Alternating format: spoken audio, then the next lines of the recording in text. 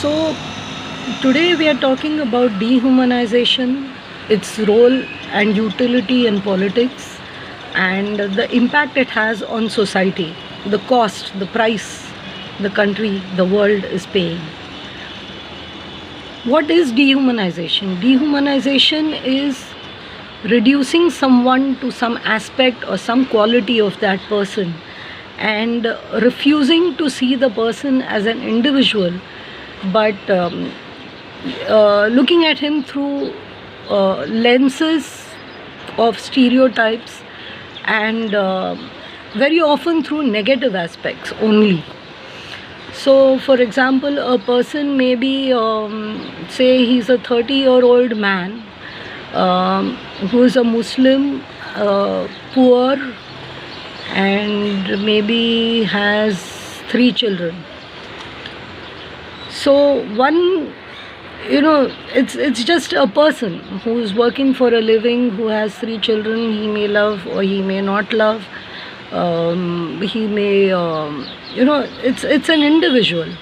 He may be an honest man, he may be a dishonest man, he may love his wife, he may not love his wife, he may be honest, he may be a thief, he may be many things. But when you dehumanize on the basis of identity, what you do is you take any one aspect of it. Say poor people are unworthy, they are always thieves, they want more than they have or something. Or you take one aspect of him, say he is a Muslim. So Muslims, he has 3 children. So Muslims, they increase the population, they have too many children. So it's not necessarily true, and it does not show the whole picture, and it refuses to see the person as a human being. So why is this done?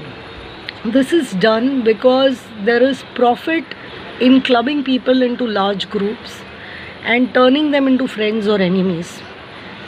And in India, this very often reflects as Hindus being influenced against Muslims, or people who are rich being influenced against the poor, or people who are from the upper castes being influenced against people from the lower castes. So you may have people from the upper castes believing that Dalits take undue advantage of the benefits given to Dalits. They may get very easy admissions in college. They may, they may have resentment against upper castes. They may, whatever. It does not matter. Okay, it's just a narrative built around an identity.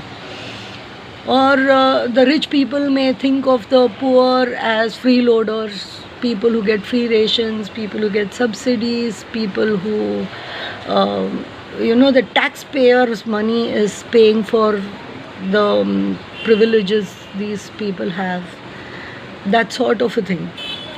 So this is done because once you can influence people on the basis of an identity, it is very easy to influence them in a manner that allows harm to that identity. Inherently, we all think of ourselves as good people. We may not be, or we may be, but we never think of ourselves as bad people, as people who would deliberately act in a malicious manner, who would deliberately do injustice. No matter how unjust we are, we always see ourselves as just people. So how do you get someone who sees himself with all these good qualities? He's an honest person, he's a very just person, he's a kind person, he may be whatever, good qualities. People see good qualities in themselves. So how do you see a person who sees good qualities in themselves to act in a manner that is very obviously cruel? For example, when you see these reports of Dalits being beaten to death because they dared to do something, maybe they had a horse for their wedding barat, or they may have entered a temple, or they may have done something that they're not, that the upper castes think of as not the right of a Dalit. And that person gets beaten to death. So, how do we reconcile this? How do we reconcile people who see themselves as good people acting in a manner that is very obviously inhuman, cruel? How do we manage that? So one way of doing it is to not see that person as a human being. It's just an object. It's a concept. It's something, a thing, not person, that is very dangerous, that is very harmful, or that is very bad for society, that needs to be destroyed. So that concept or that thing may inhabit a person, but what you are actually attacking is that concept that you are convinced about is evil. So you may see a Dalit entering a temple as polluting that temple, an insult to the gods or whatever. I don't know how these minds work, but whatever, you see it in a way that's wrong. How do you go from that place to actually ending up with a dead body there? You go by attacking the idea, but how does that relate to the dead person?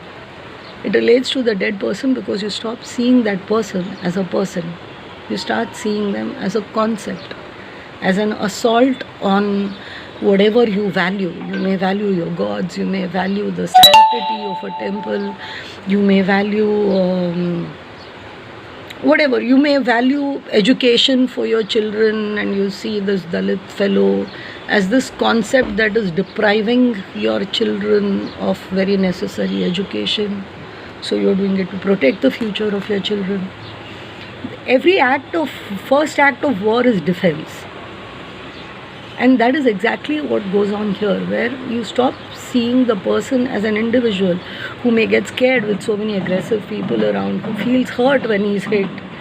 You stop seeing that. What you see is this creature, this concept, this thing that exists as a threat. And until you finish it, it's still moving, look.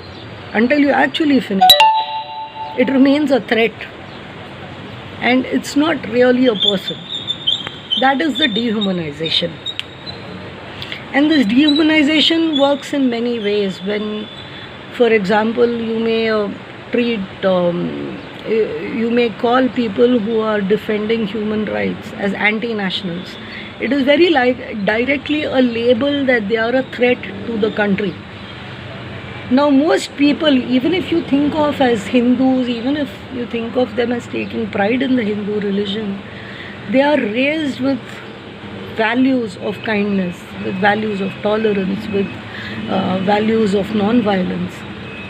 So how do you take it from there and get these people to simply shrug and not care if some people get arrested, if they get assaulted, if their bones are broken, if they are incarcerated in jail with false charges and there's no signs of them ever getting out?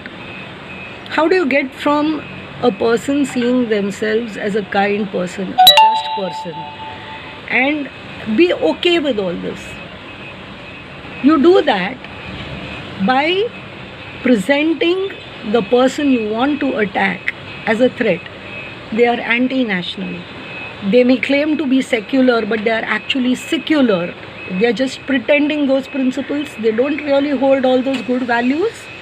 And what they are actually doing is they are a threat to the security of the country. They are a threat to the national unity. Now, if you look at this logically, there's no sense to it.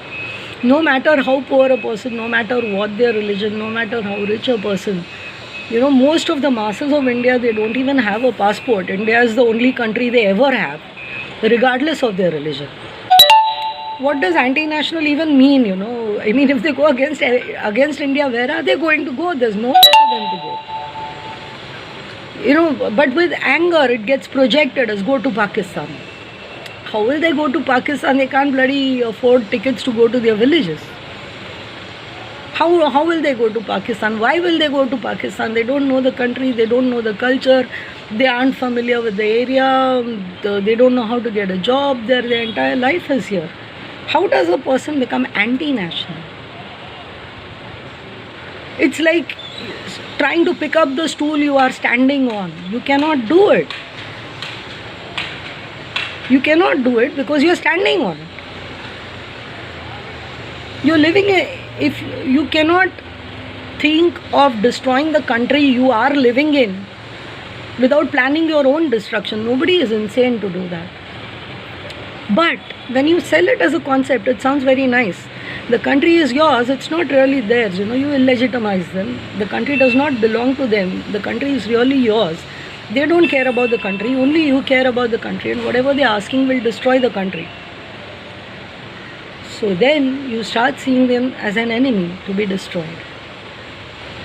You desensitize people to the pain of other people, and you convince them that those people are not human beings who feel pain, who feel joy, who feel worries, who have ideals, who want to see good things happen, who want to see their children prosper. They really, at the end of the day, they just want a few savings in their banks and maybe a job and food to eat on the table. Everything you want. They are no different from you. But you take one quality of them that is not the same as yours, say religion, say economic status. You take one quality and you make that quality the whole thing. Like if you are this religion, then you are a good person. If you are that religion, then you are inherently a bad person. You may be a criminal, you are anti-national, you are this, you are that. Or you are rich, so you are actually funding the country and you are making it possible for all these poor people to live. You are the taxpayer. It's the taxpayers' money that's running the country, which is complete nonsense if you think of it. Because it's not the taxpayers' money. Once you paid the tax, it's the country's money. The taxpayers' money is safely in their bank, and I completely agree that it must not be used for anything the taxpayer doesn't want to use it for.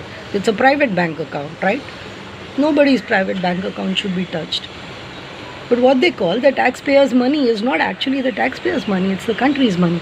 And if all the citizens of the country are its citizens. But that's not how you think of it. You dehumanize people who are not rich enough to pay income tax as undeserving, as freeloaders. So that is how, when they are deprived, you can get the people who are rich, who are influential, whose voice is heard, whose voice matters. You can get them to ignore it. Because a perception is created where these people have got so many free things, and finally now the country is, just stopping wasting money on them. But that's not true. That's really not true. But that is how you get people to be silent. That is how you get people to be okay with injustice. That is the role dehumanization plays. It's a very important role, because otherwise, without dehumanization, if a person gets lynched on the street, nobody will care what his religion is. People will see that it's unjust. They will see that that person is in pain, he is hurt, he is injured, or he may be dead. And that's the wrong thing. Because inherently we all understand, a person who's alive and healthy gets assaulted and he dies, that's wrong. We all understand that inherently. So to make that injustice okay, this dehumanization becomes necessary, because otherwise the criminals will not get away with the crimes, because too many people will object to those crimes. You also have dehumanization in the opposite direction, which is more of a reaction. Generally, the dehumanization that does harm happens from the entity that is more powerful, which usually has a numerical majority or has a disproportionate power, either financially or through weapons or that sort of a thing. But you also have a counter dehumanization, which often happens as a reactive measure or a reactive or even a psychological survival thing. So people from lower castes or people who oppose caste discrimination may inherently see Savarnas or Brahmins as unjust. which may or may not be true. I mean, there's been a lot of Brahmins who fought caste prejudice. But that reactive anger sort of builds momentum. It builds momentum to fight something. Just as it builds momentum to do the injustice or allow the injustice. Or, I mean, we had an entire era when, we had films where the rich were always the villains, and you had this Mazdoor ka beta who, was the hero. So that's also kind of stereotyping. But it's not dehumanizing in the sense of you cannot really do a lot of harm through that. It's more a psychological tool to rally around. So what is really the harm? Well, apart from the harm of obviously allowing crimes and resulting in harm and injury to people, there is a much more invisible danger that happens as a result of dehumanization, and that is a growing incidence of psychopathy within the general population. Psychopathy is when you cannot really I'm not going by the DSM definitions here, but more in the sense of how it manifests in the population. It manifests as a lack of compassion. It manifests as a lack of seeing other people as humans. They're just objects to be used, to be discarded, to be moved around at convenience. And it erodes the moral resistance to using people, to abusing people, to harming people. And the growing incidence of narcissism, where your ego is so high that you don't care really about right or wrong so much as what you want has to prevail. Even if you're wrong, you don't care. So from a zone of actually needing to dehumanize someone, slowly there are people, an increasing number of people, who simply do not care if others are harmed. They don't care if it's wronged. I mean, there is an element of they are weak. It's okay. I mean, if they got harmed, they deserved it. Why are they so weak? That kind of a thing. And this is very dangerous because it is increasingly resulting in a society that lacks a moral compass, that lacks a conscience, and it will result in an increase in crimes, in an increase in abuse.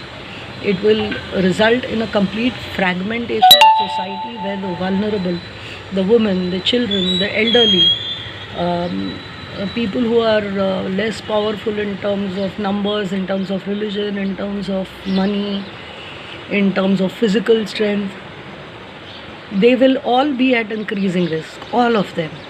And this actually includes the entire population, because if you see physical strength, it does not really last all through your life. It lasts, while you're an adult in your prime.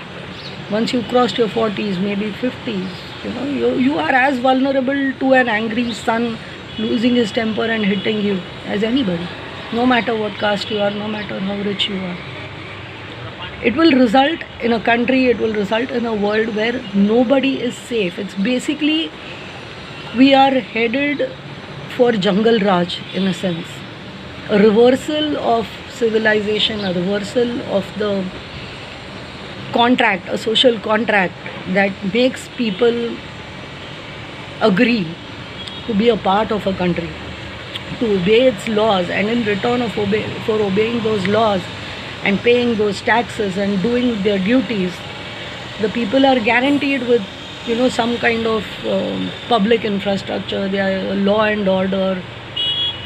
There's always a give and take. Nobody simply obeys because they want to obey. They obey because in obeying, in being a part of the system, they also benefit. Once you have a collapse of that, well, you cannot have progress. You cannot have a safe world. There will be increasing sense of threat. Even today, there's increasing depression, there's increasing anxiety, A lot of people have anger management issues. Where does all this come from? It's coming from a place where this culture of not seeing humans as humans and the increasing okayness, of people being harmed and it not mattering at all. An entire country goes through demonetization. People are dying in queues. There's no accountability. Police may assault people, they may arrest people, there's no accountability. Mobs can lynch someone, there's no accountability. And that creates a lack of safety, that creates a moral erosion. And this, I think, is extremely dangerous for the society. And it is very, very necessary and urgent to start seeing every citizen, every person as a human being, as someone capable of having hopes, of having dreams, of kindness, of worries, of feeling hurt, of being able to act with compassion. An entire person beyond simply Hindu, Muslim, Dalit, Amir, Garib. Beyond that, how those qualities all come together in that individual. This is very, very important. It is very urgent. We have a mental health epidemic that goes way beyond depression and anxiety, and nobody is even seeing it yet.